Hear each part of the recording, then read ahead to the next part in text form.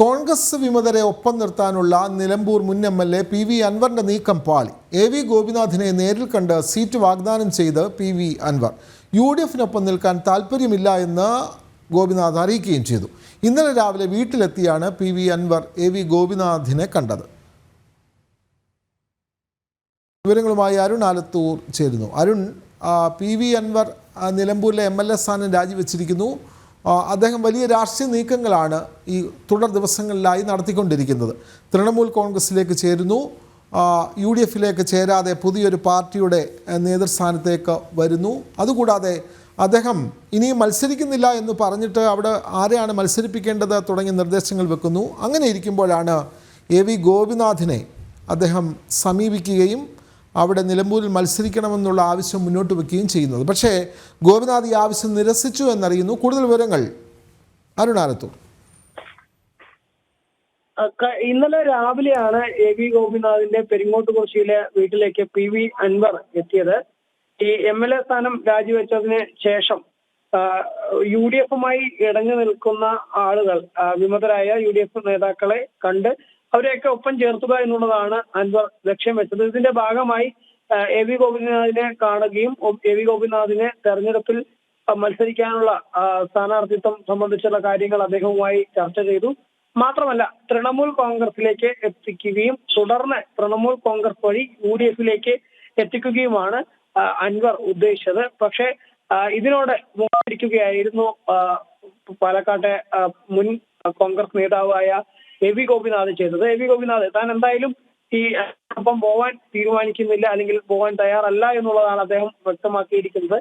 മാത്രമല്ല അൻവർ മറ്റെന്തൊക്കെയോ വലിയ പദ്ധതികളാണ് മനസ്സിലുള്ളത്, പക്ഷേ നടക്കുമോ എന്നുള്ളതൊക്കെ കണ്ടറിയേണ്ട സാഹചര്യമാണ് എന്നും ഗോപിനാഥ് പറയുകയുണ്ടായി. നിലവിൽ ഏതായാലും അൻവറിനൊപ്പം പോകാനോ മറ്റോ UDF-നൊപ്പം ചേരാനോ ഒന്നും താൻ തയ്യാറായി വ്യക്തമാക്കി.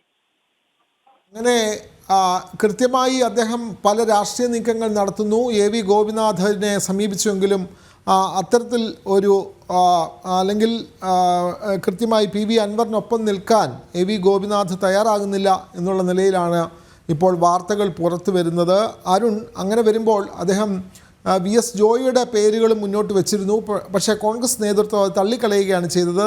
UDF-ന്റെ കാര്യം അത് ഞങ്ങൾ നോക്കിക്കൊള്ളാം എന്നുള്ള മറുപടി UDF നേതാക്കളും പറഞ്ഞിരുന്നു. അപ്പോൾ സ്വാഭാവികമായും പി വി അൻവർ വരുന്ന ഉപതെരഞ്ഞെടുപ്പിൽ എന്തായിരിക്കും അദ്ദേഹത്തിൻ്റെ നിലപാട്? അതിപ്പോഴേ നമുക്ക് പറയാൻ കഴിയുമോ അരുൺ?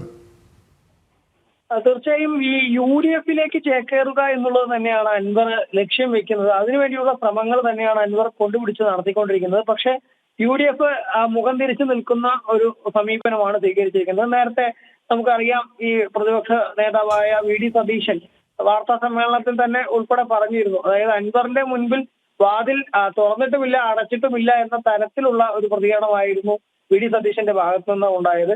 ഇപ്പോഴും UDF കോൺഗ്രസ് നേതൃത്വങ്ങൾ ഈ അൻവറിനെ സ്വീകരിക്കുന്ന കാര്യത്തിന് മറ്റൊന്നും കൃത്യമായ നിലപാട് പറയുന്നില്ല എന്നുള്ളത് നോക്കിക്കാണേണ്ട വിഷയം തന്നെയാണ്. അതേസമയം തന്നെ അൻവർ ലക്ഷ്യം വെക്കുന്നത് തൃണമൂൽ വഴി തദ്ദേശ തെരഞ്ഞെടുപ്പിൽ ഏത് വിധേനയും ഈ ഇത്തരത്തിൽ UDF-ലേക്ക് ചേക്കേറുക എന്നുള്ളത് തന്നെയാണെന്നാണ് നമുക്ക് മനസ്സിലാക്കാൻ സാധിക്കുന്നത്. അഥവാ UDF-ൽ ഈ തദ്ദേശ തെരഞ്ഞെടുപ്പിൽ കയറാൻ കഴിഞ്ഞില്ലെങ്കിൽ തൃണമൂലിന്റെ പാർട്ടിയുടെ പേരിൽ തന്നെയുള്ള മത്സരം സംസ്ഥാനത്ത് നടത്തുക, അതിനുശേഷം വരുന്ന നിയമസഭാ തെരഞ്ഞെടുപ്പ് ആവുമ്പോഴേക്കെങ്കിലും ഈ UDF-ലേക്ക് എത്തുക, UDF-ന്റെ മുന്നണിയുടെ ഭാഗമാവുക എന്നുള്ളതാണ് അൻവർ ഉദ്ദേശിക്കുന്നത് എന്നുള്ളതാണ് മനസ്സിലാക്കാൻ സാധിക്കുന്നത്. അതിന്റെ ഭാഗമായിട്ടാണ് UDF ചുമതലപ്പെടുത്തിയിട്ടില്ലെങ്കിൽ പോലും ഇത്തരത്തിൽ മുൻ കോൺഗ്രസ് വിമതരെ ഉൾപ്പെടെ നേരിൽ കണ്ട് അവരെയൊക്കെ ഒപ്പം ചേർത്താനുള്ള ശ്രമങ്ങൾ തുടക്കത്തിലെ പാളിപ്പോകുന്നതാണ് നമുക്ക് പാലക്കാട് നിന്ന് കാണാൻ കഴിയുന്നത്.